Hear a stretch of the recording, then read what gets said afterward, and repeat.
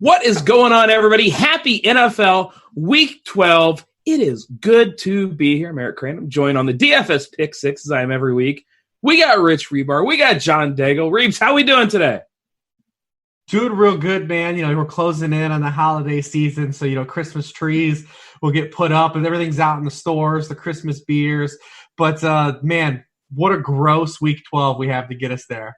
I mean, this is arguably one of the worst NFL slates I can recall. Maybe that makes it fun, but we've got 5 games. Like 5 have a 42-point total or lower. Just 3 have a over 45-point total. We have just, and the NFL didn't even segregate it for us. They gave us 9 1 o'clock games and just 2 4 o'clock games on the East. They split it up, just 2 afternoon games, and one is the Jaguars and the Titans. Like they're trying to reforce a Thursday night game onto us. Like they're trying to re-prime time the Jags and Titans for us. It's unfair. It's unfair and it's rude, and I don't appreciate it. Yeah, that NFL Red Zone is not going to be, as the kids say, lit for the second half of Sunday. That's for sure. John Daigle, how we doing, man? We're doing good, buddy. We're watching Luca in the background. Seriously, like you guys, if I know we're recording this and everybody's going to be – we're recording this on Wednesday evening, but I just watched Luca have 22 points in the first quarter. Like Dallas is up 44-16 after a quarter. I know this NFL show, yada, yada, yada, blah, blah, blah, but holy cow. Anyways, yeah, what's up? We are paying attention to the next LeBron in the background. It's okay. And to Reeves' point, yeah, it is kind of odd that they flexed out the Seattle-Philadelphia game and then for whatever reason – just stuck it at noon as opposed to the afternoon. So now pretty much everyone will watch the Cowboys and Patriots as opposed to the Jags and Titans in that second slot in the afternoon. But hey, we're here. And then next week, we only have 3 games to discuss on the show, which we are not prepared for at all on Thanksgiving because we're just all looking forward to food. So yeah, it even feels like the season's slowly coming to a close. I love that you guys are pretending like we're not just thinking about food every show. Like that's just going to happen next week. Let's be honest. That's not how this works. How this does work, though, for you guys over watching on YouTube, it works by clicking the like,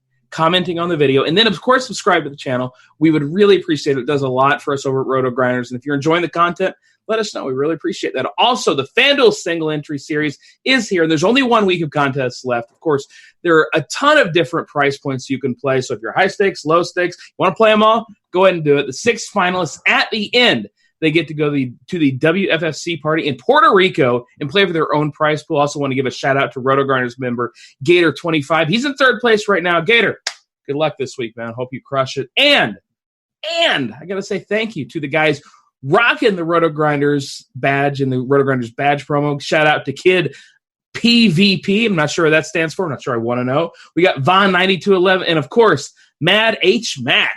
And maybe that's just because he's mad at Marlon Mack for screwing everybody's lineups. Hope you get better, Marlon. I'm definitely not just bitter at this point. So, yeah, Reeves, you kind of mentioned how ugly this slate is. Daigle, is this slate as ugly for you as it is for a lot of people? It's interesting. It's definitely an interesting tournament slate just because on weeks that you feel like you can't normally play some of these players, like this is a week we can take chances because those totals are so close together and because there are truly a lot of options within those compacted totals. So I like it for tournament reasons, and which we'll get into a lot of tournament options here. But cash, I was trying to build a lineup earlier, and it is pretty tough so far. Yeah, good luck building the cash lineup you like. Yeah. It's just that's a good way to drive yourself crazy while losing money at the same time. Not something I recommend, but I am going to recommend this first game. It's our highest total on the slate. It's Tampa Bay. Sorry about that, guys. We had a little bit of a hiccup, and I think what happened is that you guys out there, you are so pumped. You are so pumped that we're on here that we asked you to like and subscribe, and we want to thank you guys for doing that. Keep on firing that like and subscribe button. It is much appreciated by us over on RotoGrinders, and yeah, I want to jump into this first game. It's Tampa. It's Atlanta. It's a 51-point total. It's a 4-point favorite for, what is it, Atlanta really favored? Is that really where we're at right now? The Atlanta that was dead in the water 3 weeks ago, and now suddenly they're 4-point favorites against Tampa Bay. Daigle, I got to ask you, first of all, the Atlanta defense, they've had 2 good weeks in a row, and the reason that this is of note is because they've just been bleeping terrible all season. Is the Atlanta defense turnaround for real? They supposedly, and that's the real question of this slate, right? This is why just posed the big question on Twitter because I was just trying to group think because I couldn't wrap my head around it. It would make sense, I guess, to attribute it all to a coordinator change. But one, if it truly was the reason for their past 2 performances, 11 sacks, 4 interceptions, 6 points allowed over the last 2 games, if that really is the reason and all it took was going to Raheem Morris, like shouldn't everyone be fired in the organization? Because you went day and night.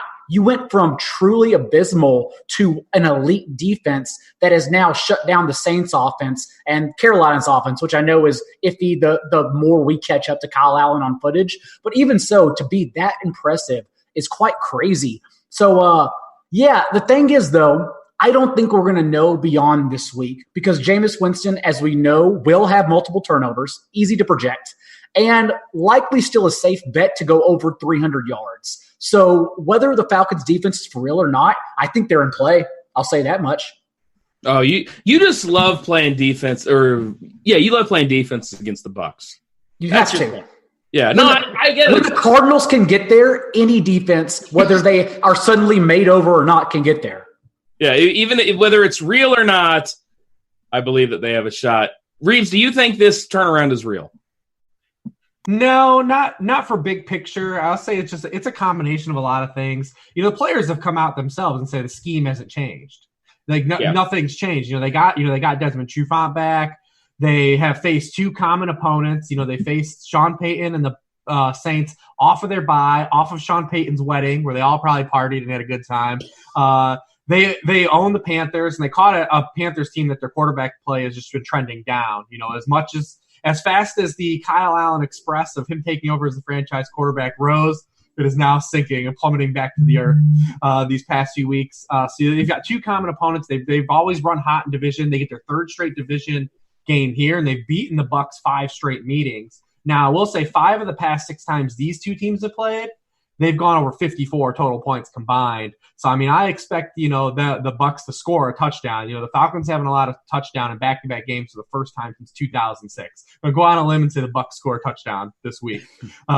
It's just a combination of a lot of factors, but definitely not just because Jeff Ulbrich started calling plays in 1st and 2nd down and Raheem Morris started calling plays at 3rd down has this turned into, the 85 Bears. I think we'll probably see some recoil and some rebound, come from there because the same guys playing and the same guys running the same plays. They've come out and admitted as much. But the other side though, you're getting the Bucs defense. So anytime the Bucs defense is involved, this team is horrendous. So the Bucs they're 2-8 against the spread, league worst. They haven't covered in 6 straight games. They've allowed 27 or more points now in 8 straight games. That ties the NFL record for his most games in a row, allowing 27 or more points. Falcons probably going to get there. So even if you think the Falcons D is going to show up and continue this hot streak, the Bucs D is still involved in this game, and there's going to be some points scored on the other side of the ball. Yeah, and of course, we like to attack the Bucs, obviously, through the air, which immediately would lead us to Matt Ryan, Julio Jones, Calvin Ridley coming off the big game. He's got a price bump, though. Daigle, when you're looking at this Atlanta side, I assume we can just back off of Brian Hill and just look at the passing game? Yeah, Brian Hill week is dead and gone, thankfully. After Kadri Allison basically outscored him on 2 touches and a big kick return. So I think we're about done with the Brian Hill experiment. But I'm certainly not done with Julio Jones because Julio Jones now gets this just awful Bucs secondary. Julio Jones hasn't scored since week 4, despite ranking number 12 in targets in that span. Last week, it made sense for Calvin Ridley to bounce back, especially in DFS at his lower price point. But now Calvin Ridley, as you said, has been priced up. This week, I believe it's all about Julio Jones for that positive regression that should finally hit. And we've seen that in the past, right? Last season, didn't score Julio Jones in the first half of the year, scored all of his touchdowns in the back half. I would imagine it's just these streaks that Reeves can probably speak on more that Julio Jones just continues to do for his entire career, which is odd, but I would imagine he finally gets there this weekend. Yeah, and you look at a guy like Julio, and it's really hard to ignore just how good of a spot this is. It seems to me, Reeves, like if you are building multiple lineups, or even if you're building one lineups, to me, the first quarterback wide receiver combo you have to look at is Ryan to Julio.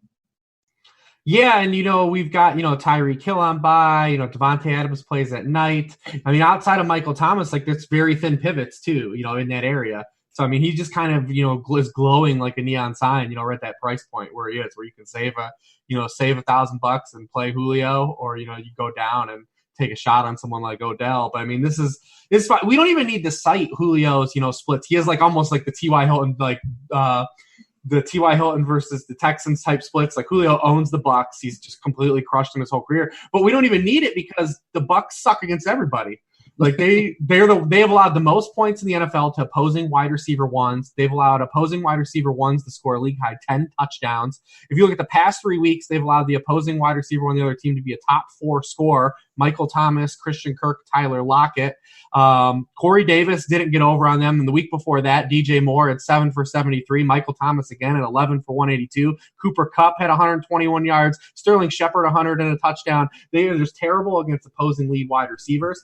And not only are they terrible against opposing lead wide receivers, they are just a bad pass defense all around and hemorrhage wide receiver points to all receivers in the slot. Whether your opposite side of the perimeter, 58% of the fantasy points allowed by the Bucs go to opposing wide receivers. That's the highest rate in the league. We've got a pass funnel defense against a pass funnel offense. They can't run the ball. We talked about this with Brian Hill last week, and unfortunately it came to fruition that the Falcons were probably a team that they weren't going to be able to run on anyone. Didn't matter how good the matchup was, and that kind of came to fruition last week.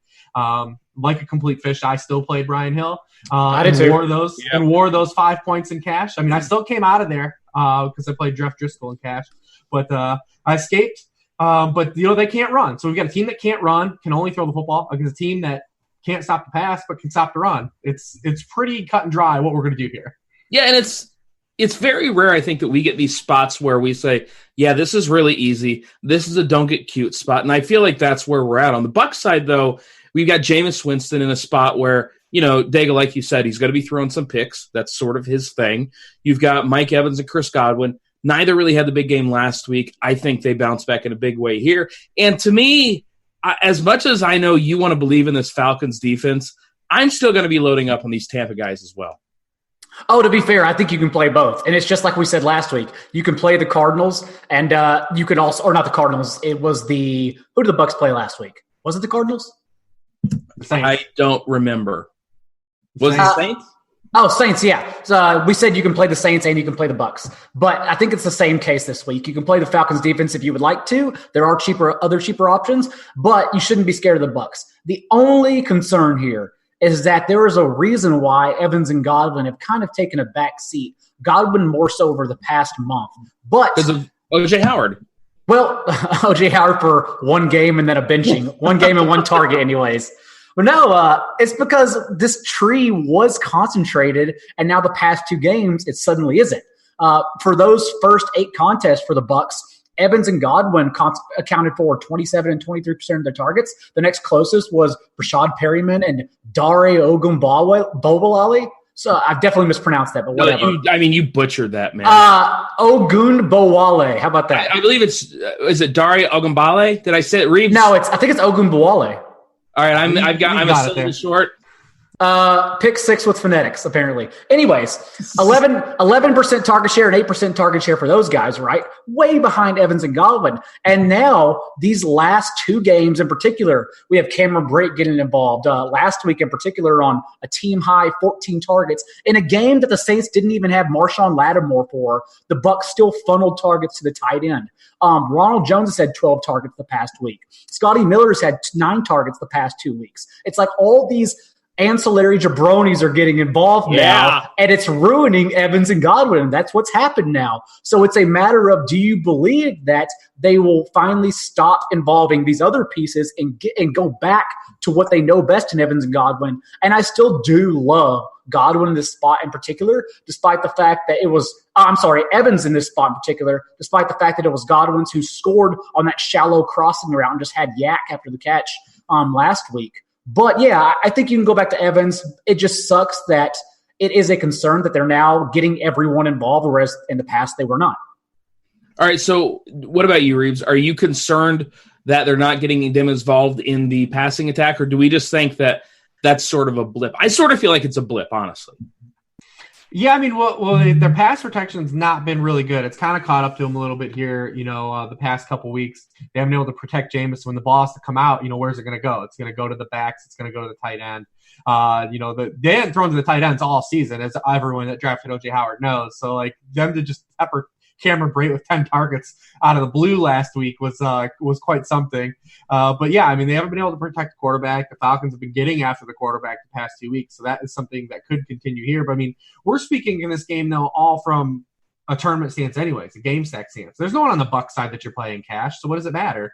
So I mean, it's you can go right back on the board and play for the upside in this game. Even though the Falcons have played well the past 2 weeks, I mean, you look at the past two wide receiver ones they faced. Michael Thomas had 13 for 152. DJ Moore still got there at 8 for 95 last week. They're still bad on defending boundary receivers. They're 31st in the NFL. So there's still upside there for these guys. I mean, to hit. If this game pops, it's only going to pop because those guys, really do something because they're the ceiling lifters of this offense. The Bucs can't get there if they're going to throw a bunch of targets to Cameron Brate and Ronald Jones. It's got to be targets to Mike Evans and, those guys and Chris Godwin, guys that can have, ceiling performances. Speaking of Ronald Jones, Daigle, are you willing to play him? No. Okay, Reeves, are you? No, hell no. No. Well, I mean, last week was an anomaly, right? Like, that's the first time in Bucs franchise history that was the fewest carries they've ever had in their entire organization's history. Having said that, there is no regression to come back for that. You're stuck in hell if you only have 4 carries. Jameis Winston's led this team in rushing the past 2 weeks. I think that explains everything you need to know. Yeah, Jameis Winston not exactly the fleet of foot. All right, let's talk Seattle at Philly. 48-point total. The Eagles 2-point favorites at home. And with this Philly team right now, we're kind of waiting. Jordan Howard and Alshon Jeffrey, they were both limited participants in practice. And Reeves, I've got an Eagles team here that's projected to score about 3.5 touchdowns. And outside of the tight ends, it's tough for me to get excited about any of these guys. Who do you like on Philly? Yeah, this is interesting. This is an interesting game altogether because the Eagles have not been good offensively at any level. Starting from Carson Wentz on down. Carson Wentz. I mean, he's averaging just 6.6 yards per pass attempt. That's by far his lowest since his rookie season. He's been the QB 17 or lower in 5 of his past 6 games. But the Seahawks have been a team that really haven't gotten in the way of anybody defensively. I mean, they've allowed a QB1 in 5 of their past 6 games. I mean, the only guy that wasn't was Jimmy Garoppolo in that Monday night game when basically all the 49ers left with an injury or just, Kittle didn't even start that game. But I mean, it's really hard to pinpoint who's going to do some damage here. I mean, Alshon did some individual work today. We don't know if he's going to play. Nelson Aguilar sat out practice with a knee injury today. Jordan Howard still hasn't been cleared for contact, although he did some individual work. I mean, it is just an offense that is really just not filled with anything exciting. The only thing is that since so many guys have gotten hurt now, Ertz is back up to being used how he was last year when everyone was hurt. 11 targets in each of the past 2 games, at least 9 catches in the past 2 games. One came against the Patriots last week, where the Patriots openly said they were trying to take him away from the game, and he still had 9 for 94. The problem with Ertz, though, is that he picked the wrong slate to be the clear tight end 1. He's priced up so much high. It's just really easy to take the field here because, you pay up for Ertz, or you can just say, hey, everyone else is going to pay down in this gaggle of, just terrible tight ends, pick their favorite guy, and, we can just see where this lies. Or you can try to pay up for him. That's really the only choices. But, you can look at his teammate, Dallas Goedert, who's only 3,700 on DraftKings. He's averaging 5.6 targets per game over the past 5 games. The only problem with Dallas Goedert is he's yet to really pop without a touchdown. Yeah. He's only hit double-digit fantasy points when he scores. He's not giving you high reception, high yardage games. Maybe there's one of these games that can happen because Seattle's 28th in yardage allowed to tight ends, and they've only faced 2 tight end 1 scores on the whole entire season. So they might just be bad at defending the position. I mean, it could be a chance where they, we ride these 2 tight ends and hopefully to score because we need them to score because we know that Seattle is not going to push the envelope if the Eagles aren't going to do their part. We've been down this road with the Seahawks the entire season. We live this life with Russell Wilson. Russell Wilson's been a QB1 now in just 1 of his past 4 games because if they don't have to press the scoreboard, they're not going to press the scoreboard. And this Eagles pass defense has really kind of turn the corner a little bit. I mean, you can kind of look at the quarterback play, and they face Dak Prescott and then Josh Allen, Trubisky, and Brady. So maybe the last three guys, you say, well, they're not that good.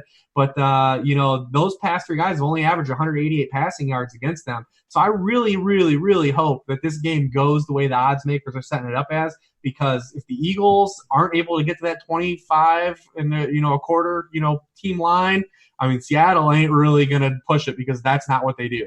Yeah, I mean, this is a game stack or nothing for me. Like you said, like if Philly's not scoring, Seattle ain't going to worry about it, honestly. And you mentioned Zach Ertz and paying up for him. And in tournaments, I kind of love it. I really do. And I'm not a Zach Ertz guy, mainly because he was coming into this season with a million other targets. Well, like you said, Reeves, we're down to that point now where they're out of dudes. So I definitely like Ertz this week. And if you're paying up to be contrarian, I think Ertz is one of the ways to go. And if we look at the Seattle side, I mean, of course we can play Russ Wilson. I think if I'm not paying – there are three quarterbacks I'm interested in as of right now. It's Russ, it's Ryan, and it's Wentz. And Russ probably has the highest ceiling. But, of course, Daigle, as we like to complain about, the floor is not all that high with Russ. And as Reeves said, it just really just comes down to what Seattle has to do and if they're put under the gun and forced to throw. Because Chris Carson, they will, despite his inefficiencies, despite his subpar 4.2 yards per carry and 6 fumbles this season, they'll gladly go back to him as he's done in 20-plus touches in 6 of his last 7 games. And we have Tyler Lockett, who they are saying is going to play, but it's really sounding, and it's only Wednesday, but it is really sounding like it's one of those games he plays despite not practicing or at the very best being limited on Friday, because it seems very skeptical what's coming out of their camp right now. And if that's the case, we know Tyler Lockett's only good for tournaments anyways, right? Like Tyler Lockett is the Derrick Henry of wide receivers, and that he just has to score a touchdown and be inefficient on however many targets he gets. But we still have DK Metcalf if Tyler Lockett's out, even though ownership will then become concentrated DK Metcalf. And if you want to throw a dart, and it's just a dart. Oh no! So there's actually 2 options here. Let's go with oh no first, and that's Josh Gordon. Yes, definitely. That is definitely oh no. Josh Gordon is oh no. However, I think Jacob Hollister gets really interesting if Tyler Lockett's out, because we can project Jacob Hollister's workload. Ed Dixon is coming back, but Ed Dixon was always a career run blocker, even with Seattle last year anyhow.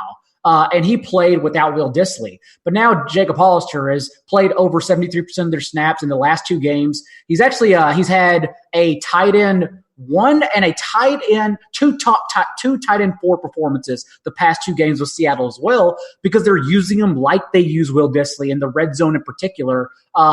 So, yeah, I think Jacob Hollister is kind of the sneaky pivot to go to if Tyler Lockett's ruled out. And if Tyler Lockett's ruled in, I probably actually lean on DK Metcalf for his end zone and deep ball usage, as opposed to trying to lock in Tyler Lockett as his price. Yeah, and, you look at this team, and like you said, whatever happens with Tyler Lockett, I think Metcalf is interesting. And nobody's paying 6.3 for a DK Metcalf. Right. I think even if Tyler Lockett is out, Reeves, I would be surprised if we saw a lot of ownership on Metcalf, which, of course, makes him a great tournament option. And by the way, this Philadelphia secondary, we know the kind of guy that they get burned by, Reeves. And it's guys, even like he's oh no, I understand. But it's guys like DK Metcalf. It's guys like Josh Gordon. Like in tournaments, Reeves, I'm going to like these guys.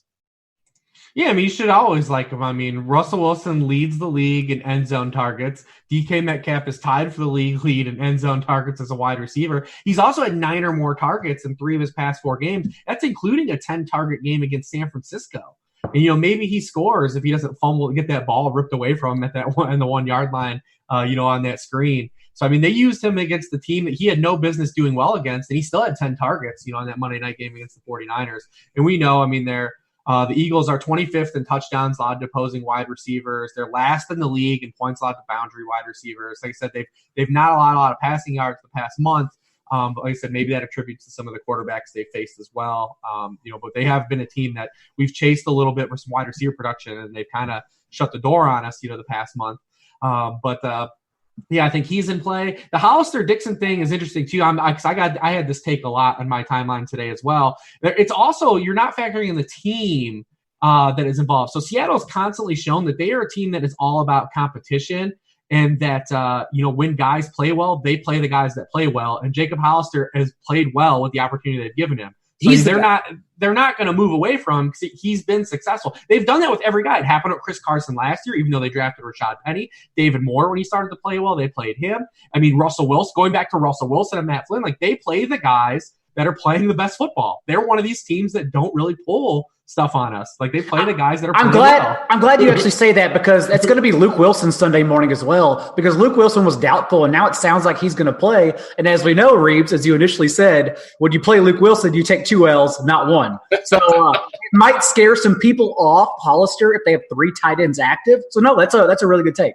Yeah, and honestly, guys, don't be concerned with Jacob Hollister. He's the guy. We've seen Russ just do this with guys. Every time he gets in the end zone or near the red zone, this is where he wants to go. And we saw Hollister. I think he's averaging 20 points in his last 2 games, and Russ likes him. He's seeing the targets. This isn't a smoke and mirror things. I like Hollister plenty. Before we go on to our next game, I want to let you guys know, if you're watching on YouTube, 1, we appreciate you. We like you guys watching. Appreciate you guys, checking us out. We're having a lot of fun. Check out RotoGrinders.com, of course. But before you go to RotoGrinders.com, click the like button, click the subscribe button, comment and say, man, that Crain is a good-looking dude. You guys know how to do this. So comment and say Daigle doesn't know how to pronounce Ogunbowale.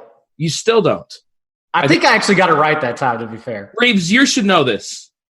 I think it's Ogunbowale, right? Ogunbowale. Right. All right. I'm losing a syllable in there.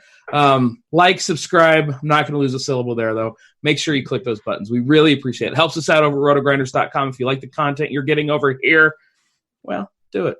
Hook us up. Appreciate it. All right, let's move on to the Raiders and the Jets. It's 46.5 point total. The Raiders, 3-point favorites on the road. And Reeves, were you surprised I picked this game?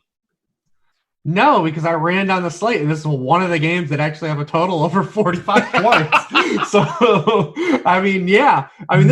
this is the one game too that, like, there are a lot of bad games on the slate, but this is one that I'll pay attention to. This has bad fun potential because we've got 2 teams that really can't stop the pass, and we have a Jets team that is incredible against stopping the run, which is what the Raiders want to do on early downs. We talked about it last week with Josh Jacobs. I played Josh Jacobs in cash, but we talked about him being a complete tournament fade because he only scores his points one way. And if he doesn't score a touchdown, he wasn't going to pop, and he didn't score a touchdown last week. He had some opportunities inside the 5 and got stoned, but didn't end up scoring that touchdown and didn't come close to hitting, the kind of value you wanted to hit for that kind of ownership. Obviously, if you wouldn't have had that kind of ownership, my take would have been as strong. But anytime you have a guy that's one-dimensional and is going to be owned over 30% in tournaments, like that's pretty easy because you're just counting on touchdown variance to swing your way. You have a big advantage on the field. And now Jacobs is facing, a team that is first in the NFL in rushing yards allowed per drive. They're first in the NFL in expected points added via their run defense, and they're awful at stopping the pass. They did stop the pass pretty decently for 3 quarters. They didn't let Dwayne get his points until garbage time, but Haskins still got 18 fantasy points in that game. I mean, he got there. He didn't help us with our boy McLaurin. We didn't get the stack off. We were close, though, man. We were close. We had that giant bomb called back. Like, we were close. Yeah, but I mean, they cheated. I mean, I have a real big problem with this. This is the year, not to go off track here. I've never seen a fantasy season where fantasy people and analysts are so fixated on plays that didn't count. Guys, they cheated. They played it count because they cheated. George Kittle has 4 touchdowns that didn't count. Yeah, guess what? They cheated to score the touchdown. Like, there's a reason the play didn't count. So I mean, listen, I've never seen so many things like these guys lost on these plays. They didn't lose anything. Team cheated. They got called for it. I mean, it was a monster hold on that play. That's why I played it count. It was when Haskins had to step up. It clearly impacted. So whatever. This is like the most old man rant I've heard from Reed. What's funny is though, it's like the only person I hear saying it though. I haven't heard anyone just say, "No, the play didn't count, you idiots. It just didn't count. It's that easy." No, it didn't count. You don't get the points. The play didn't count. I want yards. I want yards for pass interference calls. No, I mean, I don't know. I'm not ready to go open that Pandora's box, but I'm really excited to see the Raiders have to throw the football a little bit, here. Like, I believe they'll have to. I think they can still run a little bit on everybody, and they're going to try. It's not like they're just going to not. They're definitely going to try, and it's not going to work. But, I mean, they're going to have to throw the football a little bit. And we talked about, just how many points the Jets have been giving up on the boundaries. And, like, maybe this is a week for the Raiders to finally give some targets to Tyrell Williams, man. Yeah. I mean, his usage has just been so flat since he's come back. He hasn't had more than 4 catches in a game since week 2. He hasn't had more than 6 targets over his past 4 games since coming back. I mean, the Jets have allowed 189 yards per game and 10 total touchdowns to wideouts the past month on the boundary. So it's like, let's go. I mean, it's crazy, too, is the Jets actually have a really good slot corner who was bad his whole career until this year. So I'm not really going to stock that with Brian Poole, but he's actually 10th in yards allowed per coverage snap in the slot.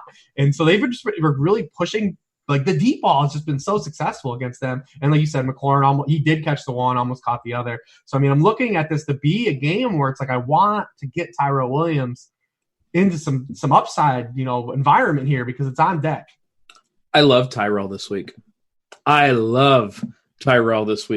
not sure I need to go with Derek Carr, but, I mean, you just look at, like you said, this Jets team, they are a pass funnel. They're like – I think you can play any of these guys. Hunter Renfrow, I don't hate. I never hate him. I mean, maybe you can throw a dart at Zay Jones. Okay, maybe not. But Tyrell's the guy for me, Daigle, if I'm looking at this Raiders offense that I have a ton of interest in. And again, he looks too cheap. We were talking about that with DK Metcalf. It's sort of the same thing where Tyrell's sitting there at 5.9K. Nobody wants to pay 5.9 for Tyrell, which to me, it's sort of a green light. Are you going to make it 3 for 3 on Tyrell? It is not impossible for Tyrell Williams to get there. He just has to do it on so few targets. And he can. He really can. The issue is that the past month in the Raiders offense, since they returned from bye, that's when they started integrating Hunter Renfrow more. And in that time, Darren Waller's taken the biggest hit. Darren Waller in particular, his target share went from 26% before the bye to 18% the past 4 weeks. Tied with Hunter Renfrow in that span, 22 targets each. And that's where now Tyrell Williams fits in because Tyrell Williams is the downfield threat, right? Tyrell Williams has nearly 150 more air yards than the next closest guy, Darren Waller. He is truly their only option over the top of secondaries. And as Reeb said, that's where the Jets are getting burned. So he can absolutely get there. He just has to make the most of his few opportunities, and even a flag, a cheap play, won't help him get there at all because that accounts for one of his 4 targets per game. I'm sorry, I just can't get over this mental image of Reeves sitting there watching a game and a dude catches a touchdown and he just stands on his couch. Cheater, you! It's great. And Reeves, look, I respect the fight, man. That's good. I'm happy for you that you finally found something to be passionate about. Do you feel good about this is your new passion? Yeah, it is. A lot of people have been complaining about these flags in NFL games, and it is a problem. But I mean, really, 90% of these plays are just completely bonehead dumb plays. Like that 49ers Cardinals game, every time the 49ers seemingly had a good pass play, there was a penalty, but they were all legit calls. Just them guys doing dumbass things. Even even Josh Reynolds, that Sunday night 55-yard catch or whatever. Yes, that's what I'm talking about. Yeah. Oh yeah. Okay. It was holding. He wouldn't have got the ball up. Yeah, Goff wouldn't have got the ball up. It wasn't holding on the line of scrimmage. So it was Whitworth just didn't. No one covered him up. The receiver just didn't line up a half yard. That's basic stuff. And people are complaining oh, flags. It's no, dummy, just do your job. Just line up a step up front. It's a 60-yard touchdown, and we're all happy. Old man yells at cloud. All right, let's talk about this Jets side because if I'm to believe some projected ownership right now, we might be seeing a chalk Le'Veon Bell week, and he's priced as the RB12 over on DK. Daigle, he's just too cheap, man. Are you interested in Le'Veon Bell this week? So the issue is that since he's been popping up now on the injury report for consecutive weeks, it finally caught up to him in this past game. He played a season-low 55% of their snaps. He still got 20 touches in general, 18 carries. As we know all season, though, his carries, and it is great. Don't get me wrong. It is great to average over 20 touches per game. But as we know, his carries have just been uninspired behind what is arguably the worst offensive line, if not 1A to Miami's 1B. And that's why he's averaged just over 3 yards per attempt. But given how cheap his salary is, given the ugliness that is this slate among running backs, I can definitely see you playing him in cash games for his touches. But tournaments, the ceiling is absolutely questionable in my opinion. And I'm curious to get Reeves' take on that because, as we said, it is such a weird week with running backs that maybe 24 touches will get you there this week. Yeah, I have no problem with him in tournaments. I don't. Like, I'm trying to figure out who else is going to score on the Jets. Honestly, Reeves, like, who's it going to be? Or are you just playing Bell? I mean, he really hasn't been the guy scoring. So, I mean, I assume the other guys just keep scoring. I mean, the Jets haven't been scoring either outside of Sam Darnold running the ball in. No, in the last 2 weeks, the last 2 weeks he's got there. So, Le'Veon Bell has 3 touchdowns since week 1. They're from 1 yard, and 2 yards away. So he broke one. Listen, he's not a guy, he's not getting these big plays. Over the past 4 games, he's carried 61 times for 182 yards. He is last in the league in yards before contact because this offensive line is awful. They can't create anything for him, and then his natural own inherent running style to pick and prod and probe a defense just isn't conducive with this offensive line. And then he's also playing injured, so also no explosive plays from him. So, I mean, the touches are great. I mean, 20, 22, 25 touches the past 3 weeks. You're good on those. Oakland has not been good the past 2 weeks. They just allowed Joe Mixon and the Bengals backs to have 149 yards from scrimmage. The Chargers backfield got him for 182 yards from scrimmage in that Thursday nighter 2 weeks ago. So, I mean, you can kind of squint and see it. Come on board, baby. I mean, I am with Daigle. I don't think the ceiling is there, the requisite ceiling. It's like he's like a floor play only, and he's kind of a floor play only with a touchdown. I mean, it's tough. He's probably not going to be a guy I'm going to go overweight on, especially if you're already hinting the ownership's going to be this high on him. Because the Raiders are another one of these teams. Like, it really just can't stop the pass. Darnold has got it going. We were all like in season-long leagues saying like, oh, grab Darnold for this stretch of games he's got. And then he came up and the Dolphins came up and he completely bricked it. And we were like, uh-oh. Yeah, everybody backed off. Everybody was off. But then he got there the week after against the Giants, and granted he had the rushing touchdown, but he got there with the points. And then last week he came and they just from go, like they wrecked the Redskins. Like it was a destruction spot. I can't believe the Jets were actually dogs in that game too. But he had 25 fantasy points, and he did it through the air, throwing to guys like Daniel Brown, Ryan Griffin.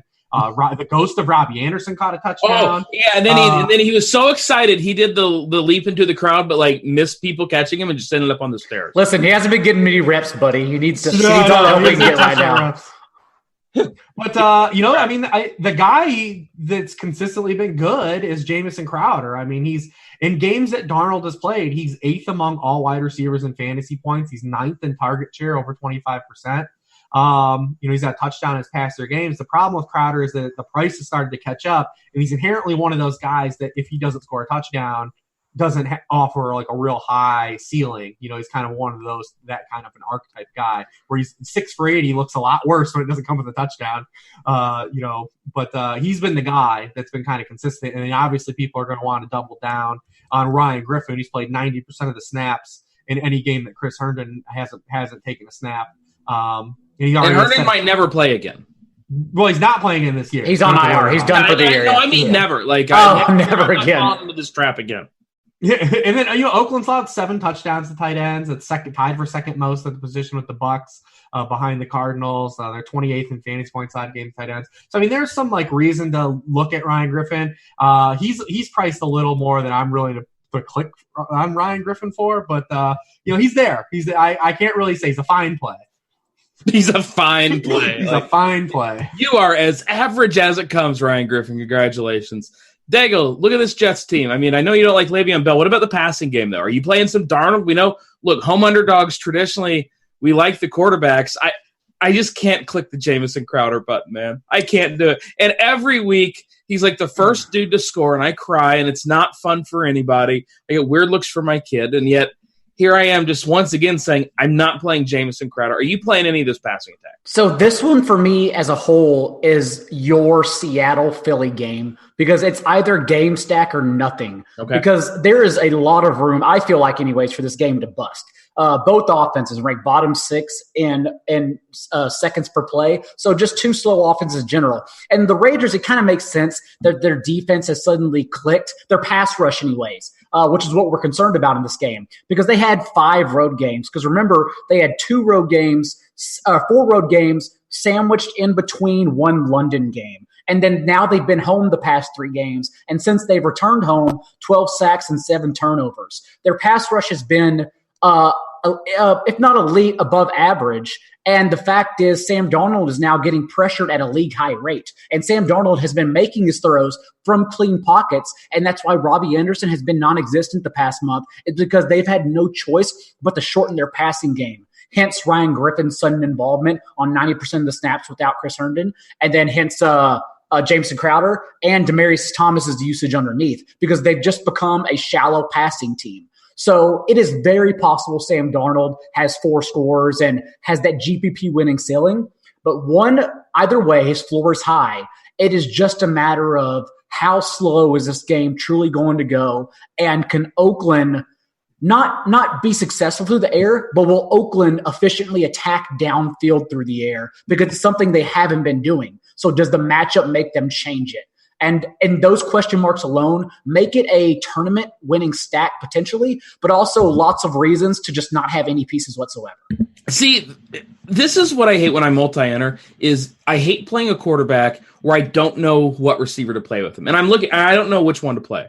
And for that reason, as they say on the old Shark Tank, I'm out on Sam Darnold this week in tournaments. I'm moving on. I understand if you want to play him. If you feel strongly about Robbie, about Crowder, even Ryan Griffin, hey, knock yourselves out. It just ain't for me. Before we jump into our quarterbacks, like, subscribe button. If you're watching over on YouTube, first of all, come on over, check us out on RotoGrinders. We're friendly. We're polite. We love you. So make sure you go ahead and leave the old YouTube and just come to us on RotoGrinders. But first, before you leave, click the like button, click the subscribe button. It helps us out, and we really appreciate it. All right, let's talk some quarterbacks. Daigle, I'm just going to start with you, and I got to know, one of you is going to talk about Baker Mayfield.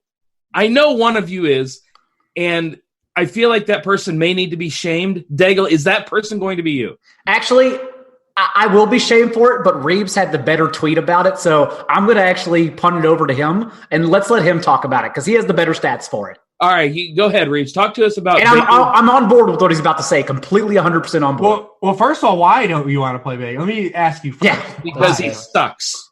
He doesn't suck. For fantasy, he has past 3 weeks. It's on you, man. Go for it.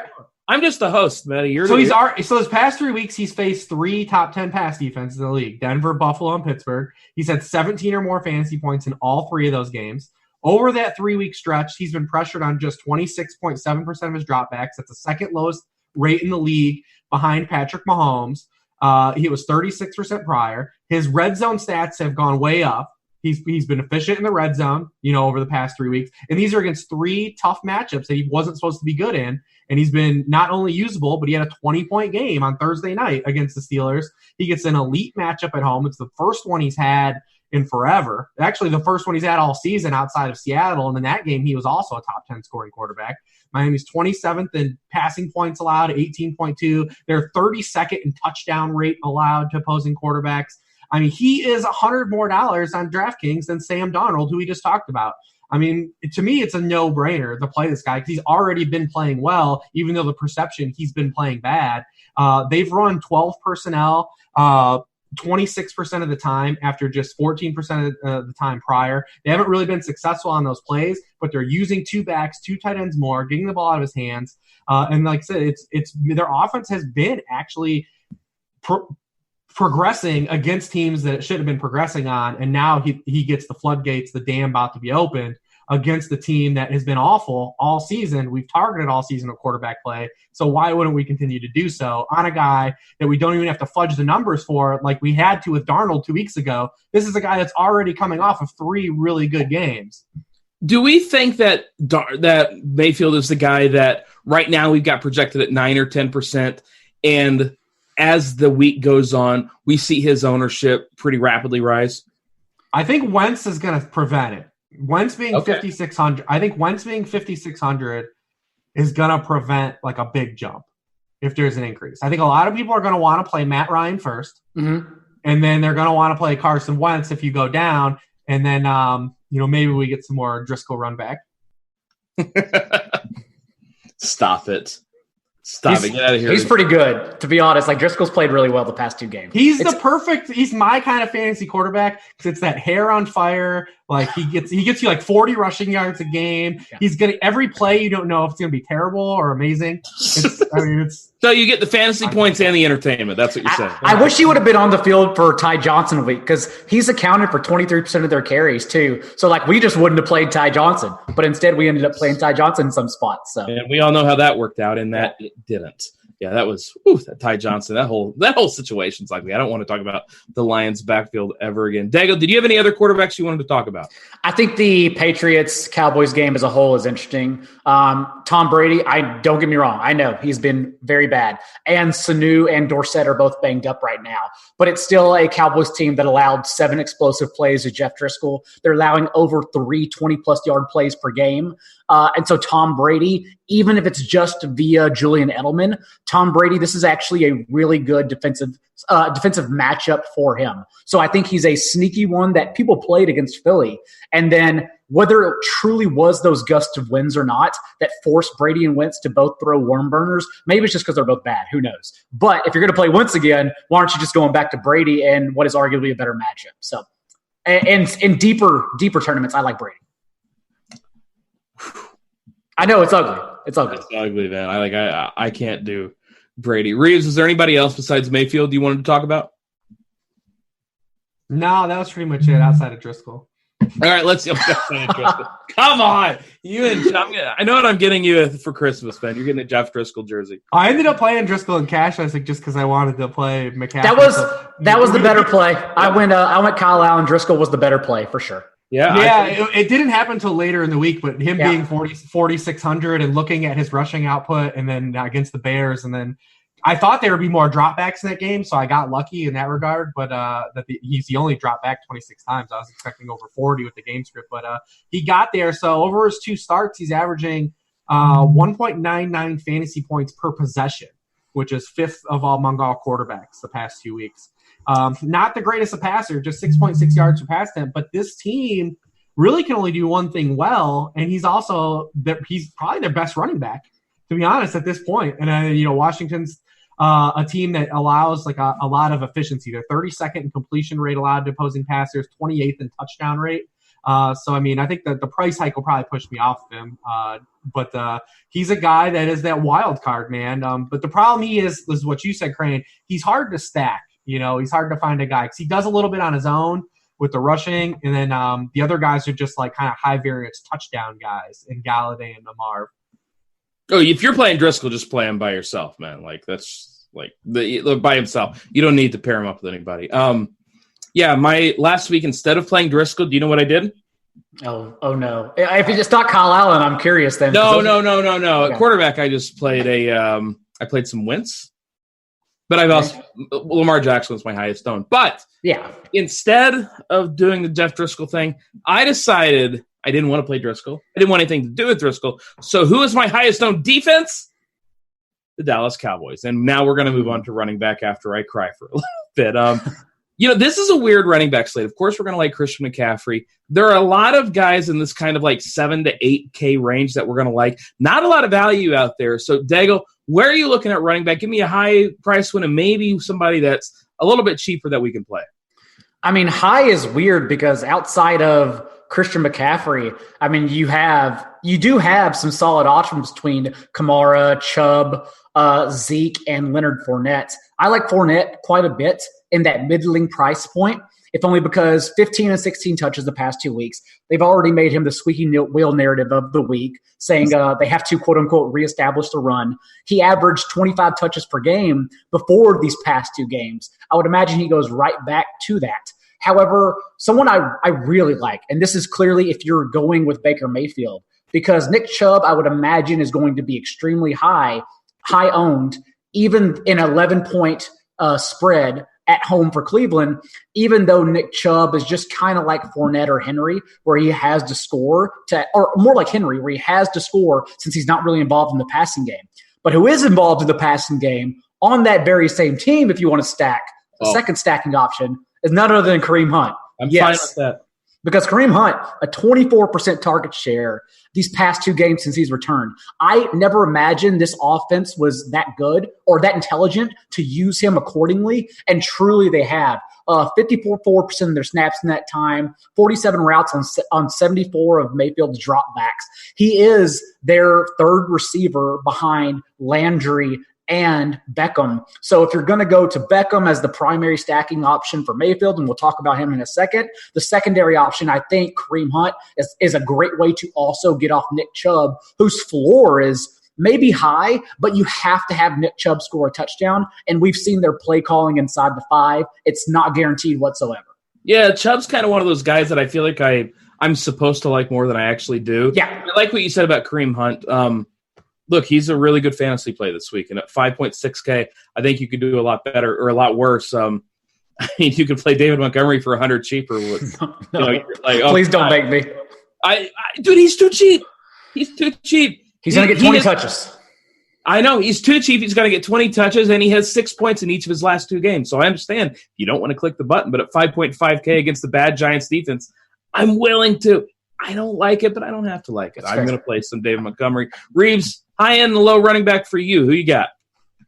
Yeah, this is interesting. So, like you said, I mean, I blacked out when I saw that DK had Jalen Samuels at 7,200. I was like, what is happening? But I mean, we could have some value open up. I mean, so first of all, I think Kamara is a great play. So he's playing the amount of snaps that, like, since Latavius has come, like, it's all, but like we thought like it was going to be more of like they'd go back to like a Mark Ingram Kamara kind of punch, and it hasn't been. It's still been Kamara dominating snaps. He's gone over 20 touches now 5 times. He did that just 5 times all of last season. He hasn't scored a touchdown since week 3, and he's facing against a team that's allowed the most touchdowns to opposing running backs in the NFL this season. It seems like there's some symmetry for the dam to break, the touchdown dam to break for Kamara. And then we know you get the receiving floor with him, which is what we always love. But there could be some value opening up. It looked like initial reports today, and now it's Wednesday, there could be some things that change, is that there's going to be a really good chance that Adrian Peterson doesn't play Sunday, which would open up, Darius Geis, at 4-7 for us. He only played 20 snaps the first week where Peterson played 17. They kind of had like a 1A, 1B thing, even though you saw he had that 45-yard catch and run to end that game. But that could at least open it up to against a Detroit team that's allowed 17 touchdowns to running backs, just 1 behind that Carolina team we just talked about. 30th in yards from scrimmage opposing backfields. They're a home team. We know Bill Callahan wants to run the football if he can. So, I mean, that would open up at least a guy we could throw some volume at cheaply outside of David Montgomery. He is. And then I think that there's a couple interesting guys, too, because we're looking for some salary savers or just some guys that have usable floors, right, this week in cash, the way the slate lines up. I think I know one of them, maybe. I'll let you talk first. One guy I think it's interesting this week, and it's a guy I typically would never play, is James White. He's had double-digit PPR points in every game but one. They probably aren't going to have Mohamed Sanu. It looks like they won't have Philip Dorsett. The Cowboys are 4th in the NFL in limiting wide receiver points in the boundaries, so that doesn't bode well for a guy like N'Keal Harry to get a big bump who people are going to want to circle back to. Yeah. So, I mean, James White's not a guy that's going to get you 25, but he is a guy I think that for his price tag can get you, 15 plus and be a usable glue guy this week in cash to get you some of the guys you want to play. So we're going to need to play one of these backs around 5K this week. And then I think if you want to go in tournaments in that route, I think an interesting guy underneath him is Philip Lindsay. He's out-touched Royce Freeman in 3 straight games. He's out-touched him 46-28. It's a pretty big edge over these 3 games. The Bills are a team we've targeted with running back play on the season. They've allowed 133.4 yards of scrimmage per game to running backs, and then running backs have scored 59% of the touchdowns against the Bills. That's the 3rd highest rate in the league. So, I mean, he could be another guy, and he's shown he's had some ceiling week potential in his repertoire. He's not a cash game guy by any means, but he's another guy in that price range where I'm looking to play one of these guys at 5K if we don't get to Geis later in the week. Chalk Darius Geis scares the hell out of me, but I absolutely get it. We got about 5 minutes left. Let's move on to wide receiver. And we spent that whole time on the Browns game. We didn't even really talk Odell. And Odell's going to be really chalky. Of course, we like Julio Jones this week.